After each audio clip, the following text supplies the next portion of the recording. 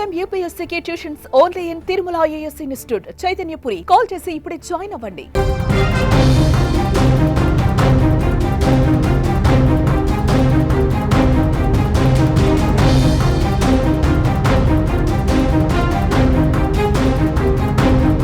Pastor పగడల Praveen మరణం మిస్టరీగా మారింది. Hyderabad Tirumalagiri SBH కాలనీకి చెందిన ప్రవీణ్ క్రీస్తు సందేశాలు ఇస్తూ ఉంటారు. టీవీ ఛానల్స్ చర్చల్లోనూ పాల్గొంటూ ఉంటారు.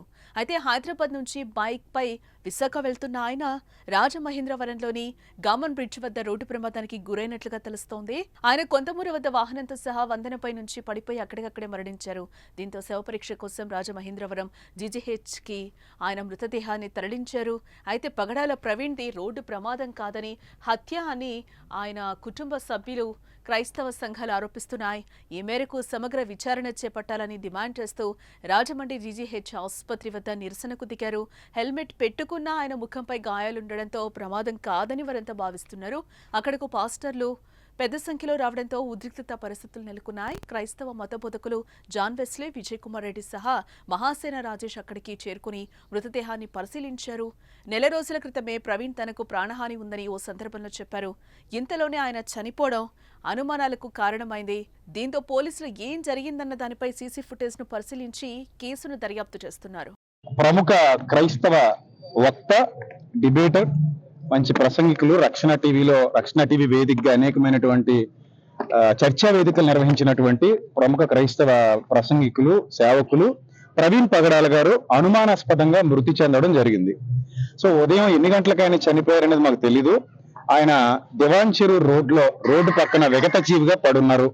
ఆయన తల మీద బలమైన గాయాలు అయ్యాయి. పెదవులు కట్ చేసినట్టుగా ఏదో బలంగా ఒక దెబ్బ తగిలినట్టుగా ఉంది. సో అది హెల్మెట్ పెట్టుకుని కూడా అంత దారుణంగా ఎలా అయిపోయారనేది మాకు అర్థం కాలేదు. రెండోది, ఆయన బైక్ స్పీడ్ గా నడిపే వ్యక్తి కూడా కాదు. చాలా శాంతంగా, సాత్వికంగా ఉండేటువంటి వ్యక్తి.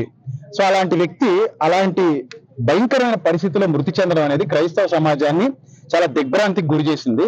సో కాబట్టి దీని మీద సమగ్రమైన దర్యాప్తు జరిపించండి అని చెప్పేసి పోలీసు వారికి విజ్ఞప్తి చేయడం జరిగింది. ఇందాకనే పోలీసు వారు వచ్చారు. మొదట దాన్ని యాక్సిడెంట్ అని చెప్పారు మాకు. అది సరిగా చూస్తే అది యాక్సిడెంట్ లాగా అనిపించలేదు. సో అందుకే మేము యాక్సిడెంట్ అని FIR ఫైల్ చేయొద్దని కోరా.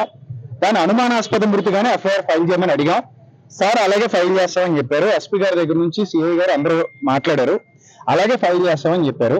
మీడియా ముఖంగా మేము కోరుకునేది ఏంటంటే, ఈరోజు పొద్దున కొంతమంది ఆయన మరణాన్ని బట్టి ఎవరు చంపేశారో అన్నట్టుగా కొన్ని పోస్టులు పెట్టారని, మళ్ళీ డిలీట్ చేశారని విన్నాం.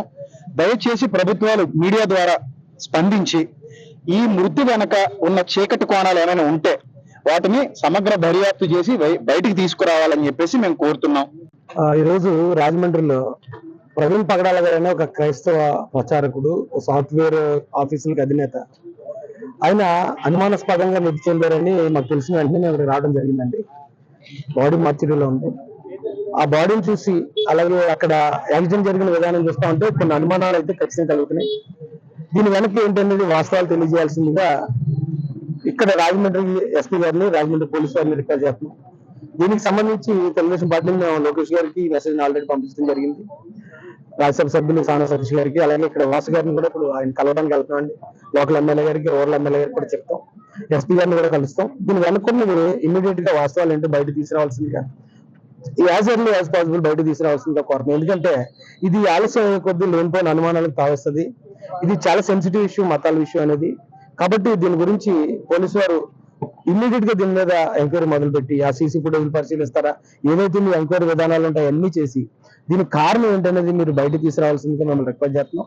అలాగే ఇప్పుడు ఆ యాక్సిడెంట్ స్పాట్ దగ్గరికి వెళ్తున్నామండి మేము. తర్వాత SP గారిని కూడా కలుసుకుంటాం. వారిని కూడా ఈ విషయం మీద కొంచెం త్వరగా చర్యలు చేపట్టమని రిక్వెస్ట్ చేయడం జరుగుతుంది.